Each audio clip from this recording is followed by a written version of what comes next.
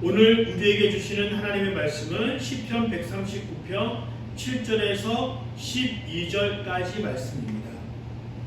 다 같이 교독하시겠습니다. 내가 주님의 영을 피해서 어디로 가며 주님의 얼굴을 피해서 어디로 도망치겠습니까? 내가 하늘로 올라가더라도 주님께서는 거기에 계시고 수문에다 자리를 펴더라도 주님은 거기에도 계십니다. 내가 저 동력 너머로 날아가거나 바닷끝 서쪽으로 가서 거기에 머무를지라도 거기에서도 주님의 손이 나를 인도하여 주시고 주님의 오른손이 나를 힘있게 붙들어 주십니다. 내가 말하기를 어둠이 와락 나에게 달려들어서 나를 비추던 빛이 밤처럼 되어라 해도 주님 앞에서는 어둠도 어둠이 아니며 밤도 대낮처럼 밝으니 주님 앞에서는 어둠과 빛이 다 같습니다. 아멘. 하나님과 동행하는 축복이라는 제목으로 말씀을 전할 때 그 은혜가 있길 간절히 소망합니다. 성경을 크게 66권이라고 이야기하고 그것을 하나의 주제, 통합된 것으로 볼 때는 매우 유사한 것들도 많이 있습니다. 그러나 성경을 하나의 개별된 책으로, 그래서 66권을 개별적으로 볼 때는 우리가 생각한 것과 매우 다른 요소들이 있습니다. 우리가 흔히 알고 있는 예수님께서 태어나신 그 사건을 성탄절이 기록된 사건들이 있는데 마가복음에는 그 성탄의 이야기가 거의 기록되어지지 않습니다. 우리가 알고 있는 성탄의 많은 내용들은 마태복음에 나와 있는 동방박사가 예수님께 3가지 예물을 드린 것, 그리고 누가복음에는 목자들이 찾아와서 예수님께 경배했던 것, 그리고 이 2가지 요소도 자세히 보면은 서로 다른 면들이 존재합니다.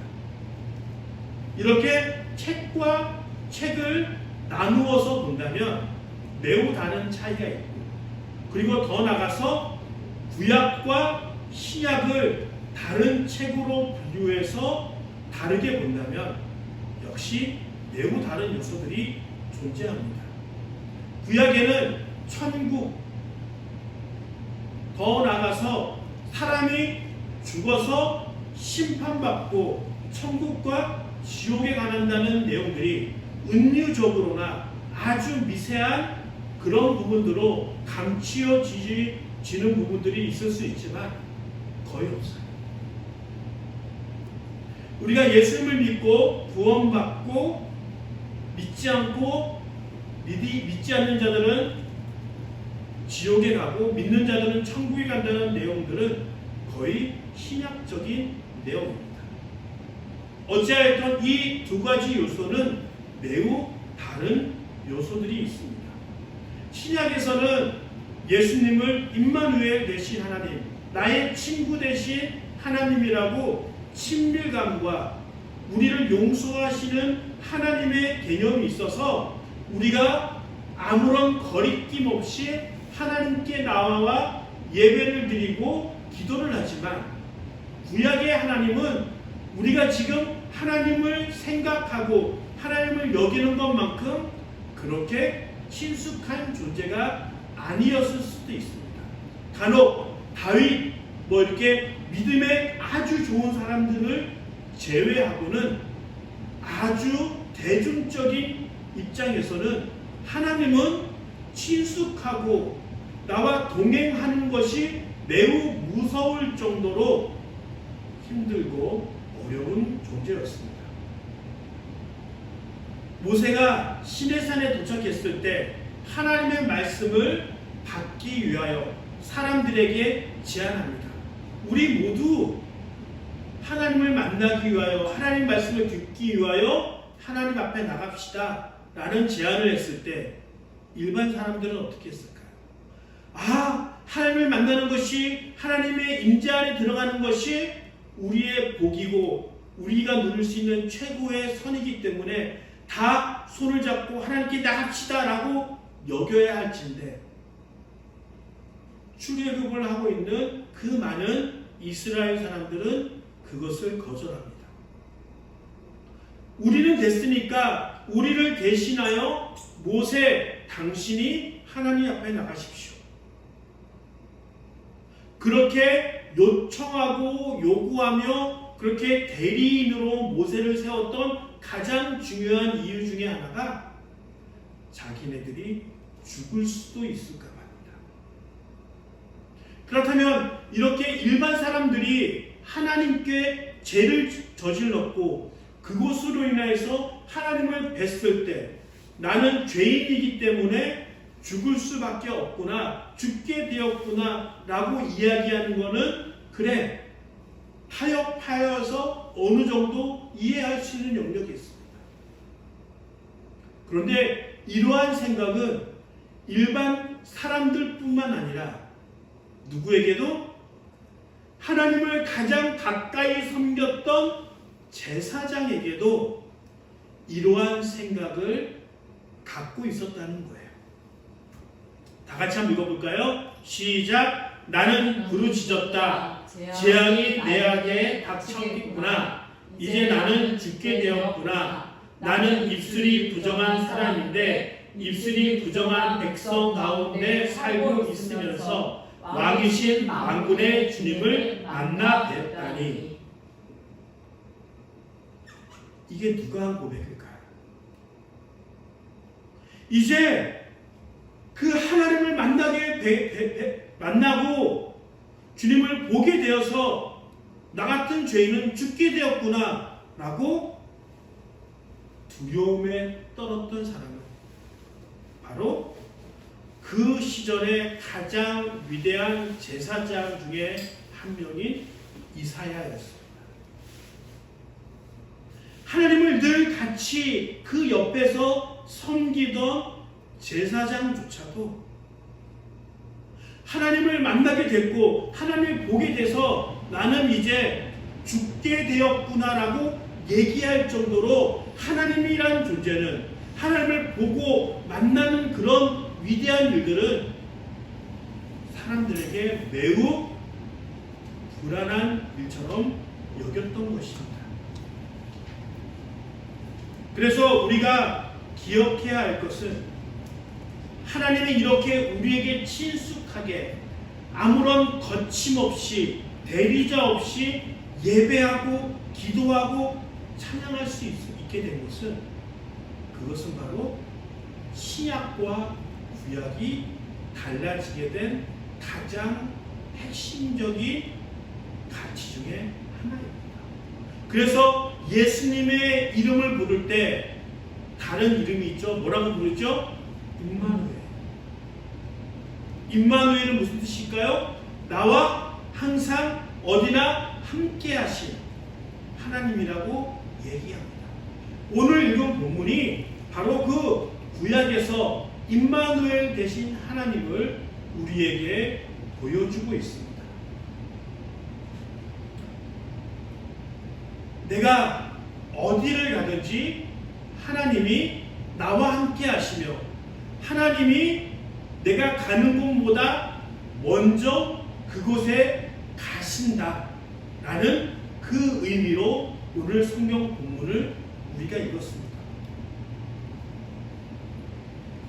가끔 우리 집에서 살고 있는 학생이 저를 협박합니다. 뭐라고 협박하면, 아빠는 성도들 또 다른 사람들 대하는 것과 집에서 살아가는 모습과 매우 달라. 그러니까 내가 그 다른 모습을 다른 사람들에게 다 사실대로 얘기하면은 아빠는 그렇게 좋은 사람이 아니며 그 착한 사람이라고 하는 그 명성이 다 없어질 거야 라고 간혹 얘기합니다. 맞습니다. 저는 성도들을 대하고 바깥에서 대하는 사람들을 대하는 그 모습과 그리고 가정에서 자녀와 아내에게 대하는 행동이 다릅니다. 그런데 그것은 저뿐만 아니라 모든 사람들이 대외적인 행사나 사람들을 대하거나 그런 모습과 가정에서 나의 온전한 모습을 내려놓고 그냥 편안한 제서로 살아가는 그 모습과 다른 존재가 되어질 것입니다. 흔히 그것을 나의 모든 가면을 벗고 가정에 돌아갔을 때라고 이야기를 합니다. 우리는 사람을 만나고 사람과 관계를 맺으면서 온갖 좋은 척, 선한 척, 착한 척, 정의로운 척 그런 가면들을 쓰며 살아갑니다.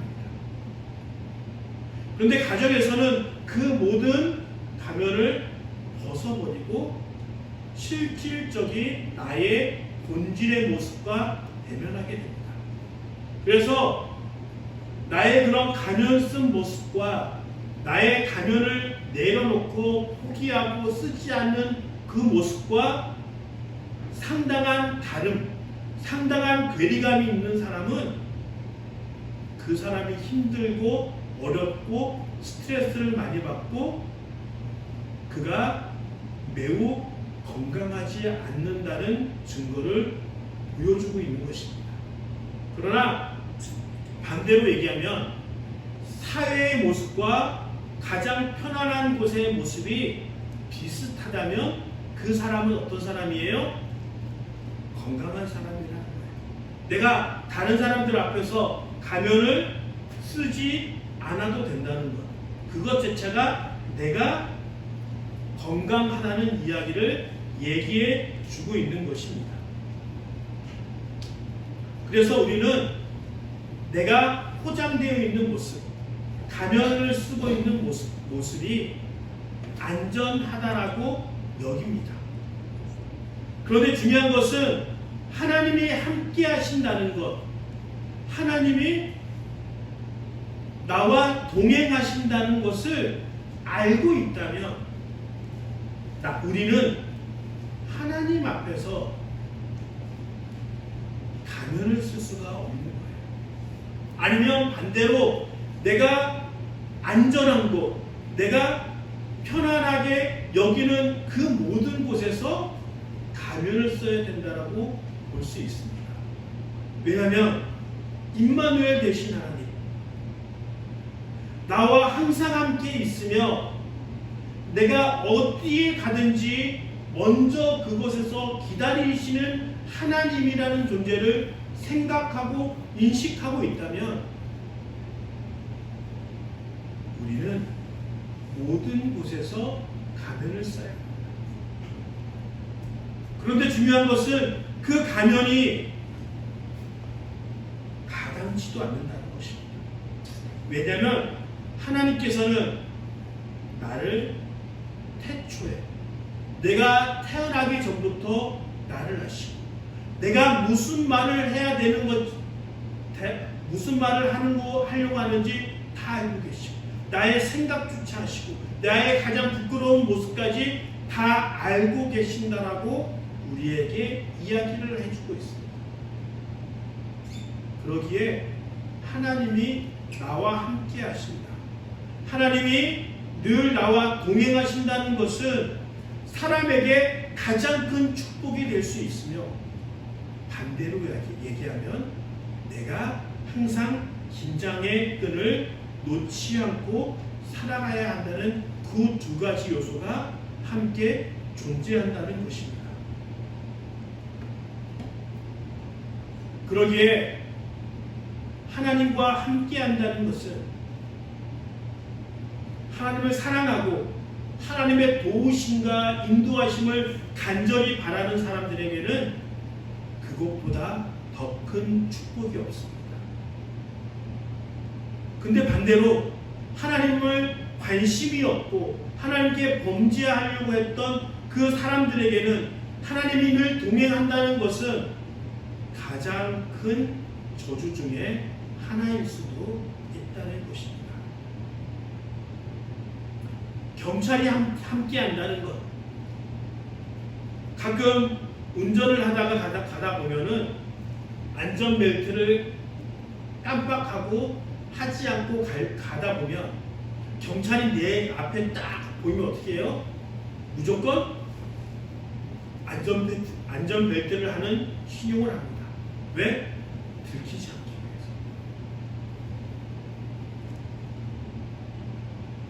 내가 경찰 앞에서 아니면 그렇게 고위공직자 앞에서 범죄를 저지르기라는 것은 쉽지 않습니다.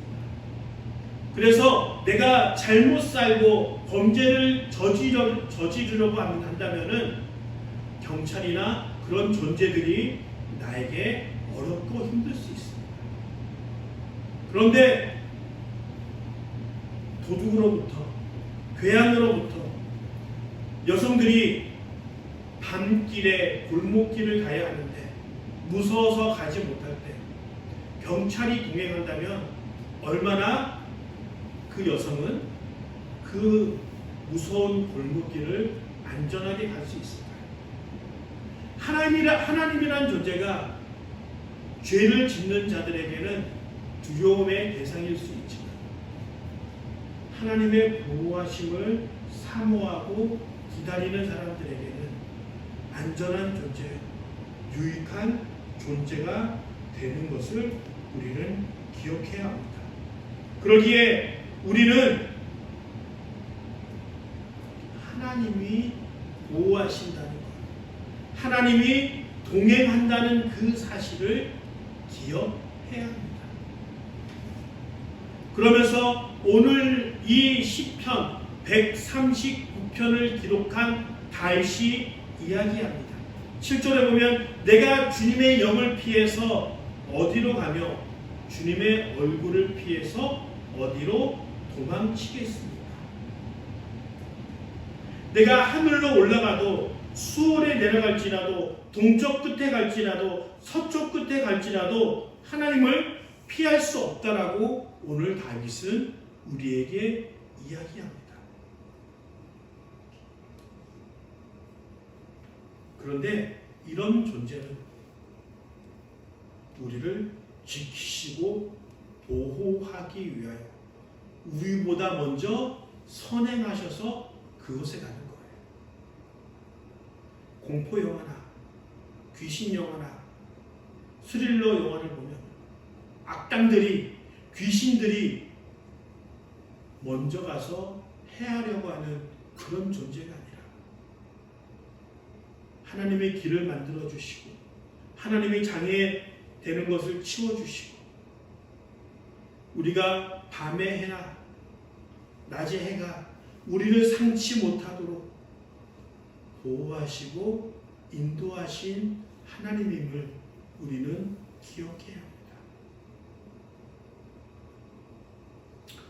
부모님들이 나이가 40이 되고 50이 되고 자녀가 60이 되더라도 길 조심해라.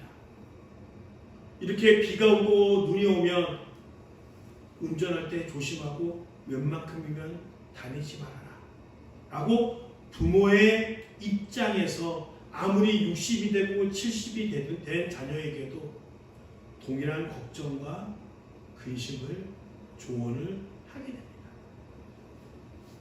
그 아비의 마음으로, 그 어미의 마음으로, 그 하나님의 마음으로 우리를 지키시고 보호하기 위하여 우리에게 선행하시고 우리와 함께 하시는 하나님을 우리는 기억하고 그런 하나님을 만나며 경험하여지길 간절히 소망합니다. 그래야지 예수님께서 이 땅에 태어나신 이후 임마누엘 되신 하나님을 그 축복을 내가 누릴 수 있는 거예요.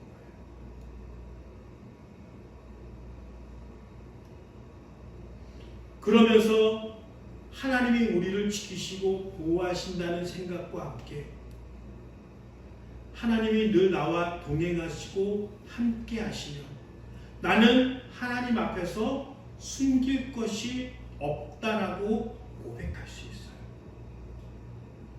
우리가 죄를 짓는 이유가 뭡니까?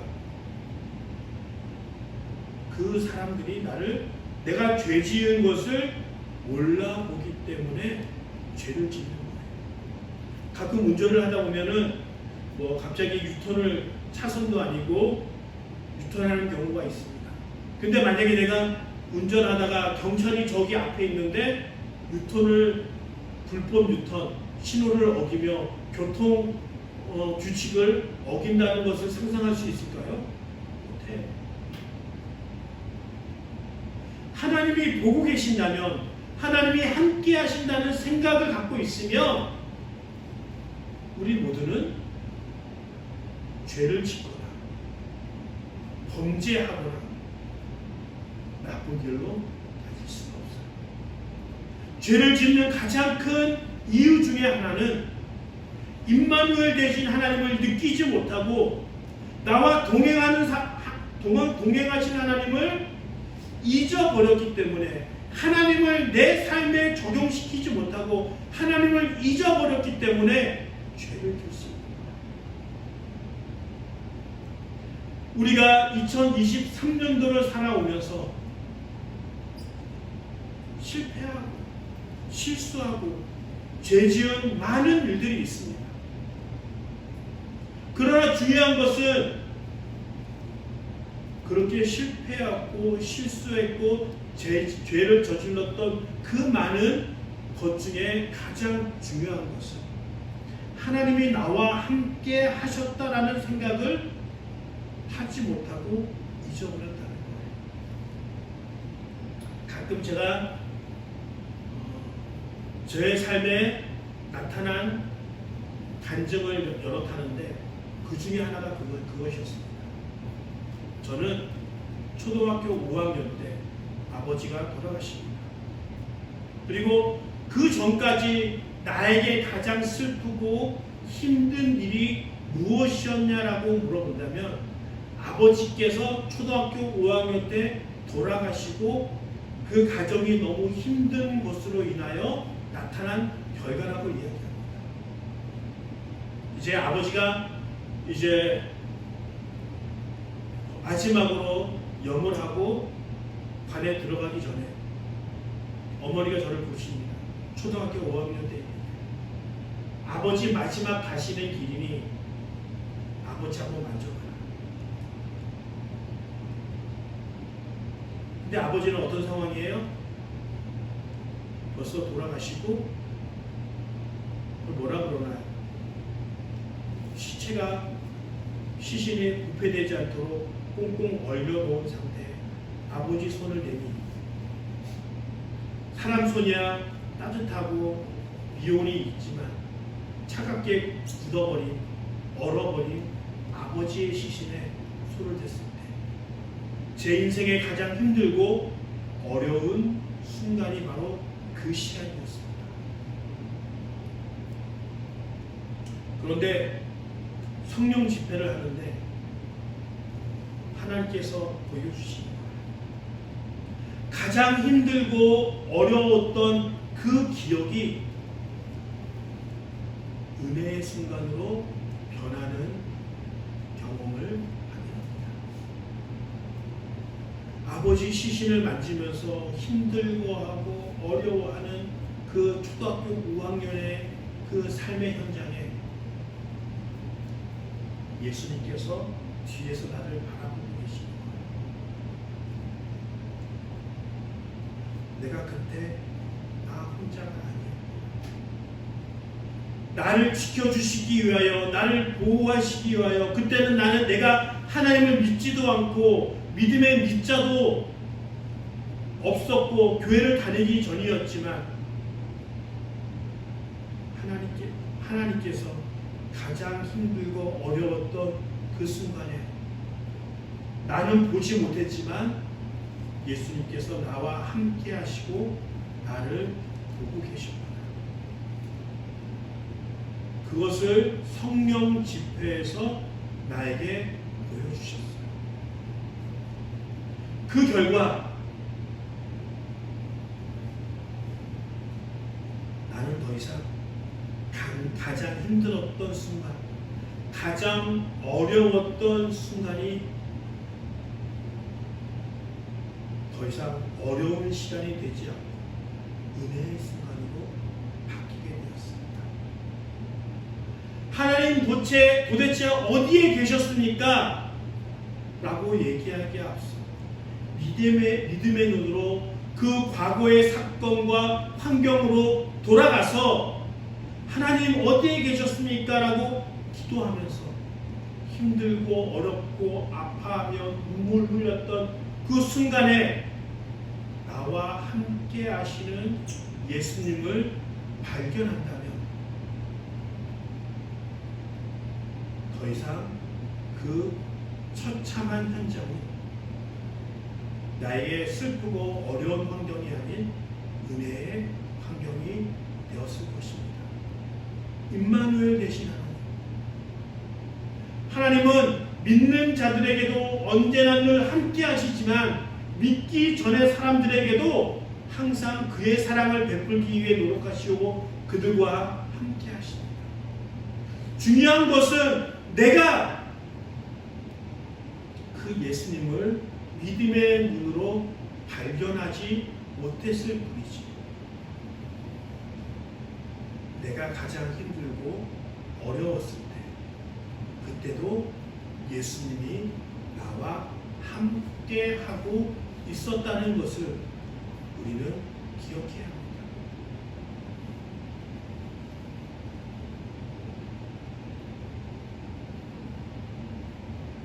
다윗은 주의 영을 피해 어디로 도망가겠습니까?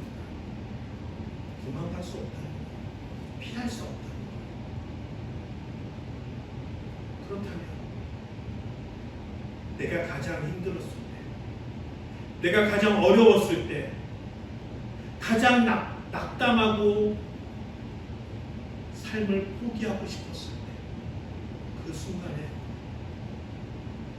나를 바라보시고 나와 함께 하시는 예수님을 발견하며 찾는 작업들이 필요합니다. 이것이 내가 진정한 내 삶의 회복이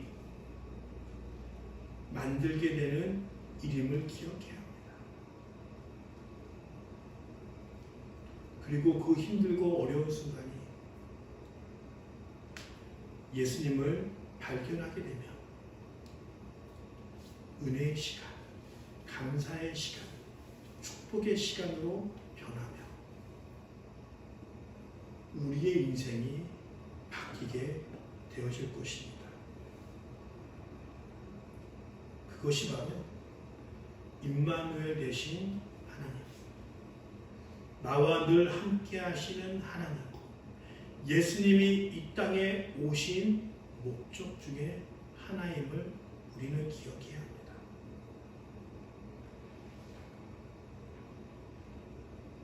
그리고 이야기합니다.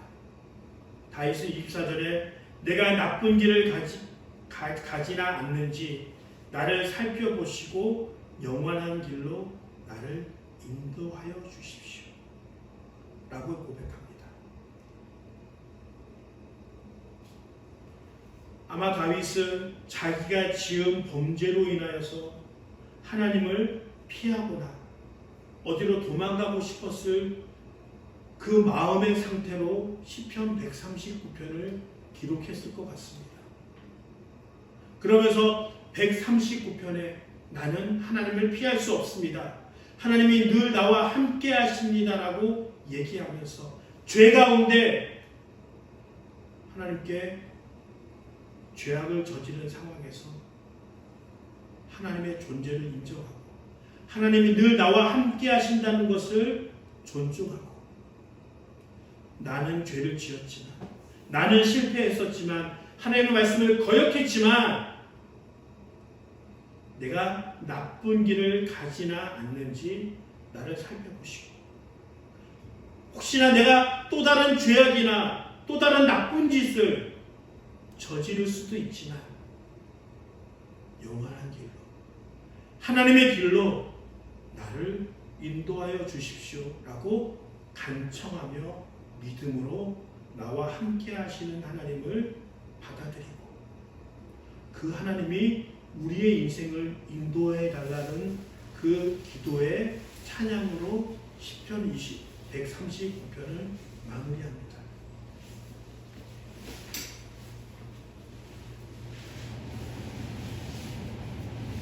(2023년도가) 오늘 하루면 끝이 납니다. 그리고 내일이면 2024년도가 새로운 새해가 시작이 됩니다. 그냥 의미 없이 지나면 여러 날 중에 하루일 수 있지만 의미를 부여한다면 2023년도를 마무리하고 새해를 맞이하는 그 일들이 우리에게 일어납니다. 우리는 분명히 23년도를 기억하면 실패하거나 죄를 지었거나 무너진 우리의 삶을 기억할 수밖에 없을 것입니다. 그런 약점에도 불구하고 다윗은 나의 영원한 길로 인도해달라고 하나님께 찬양하고 기도한 것처럼 하나님, 내가 죄를 지었습니다. 나는 실패했습니다. 그렇지만 2024년도를 하나님께 맡겨드립니다. 하나님께서 나를 영원한 길로, 축복의 길로 나를 인도해 주십시오 라고 기도한 것처럼 우리가 2023년도를 마무리하면서 또 우리에게 펼쳐진 새로운 길들을 기대하면서 다윗의 고백처럼 나를 인도하여 주옵소서, 영원한 길로 나를 인도하여 주옵소서라고 기도한 것처럼 하나님, 나도 인도하여 주옵소서 라고 그렇게 고백하며 나아가는 믿음의 성도들이 되길 간절히 축복합니다.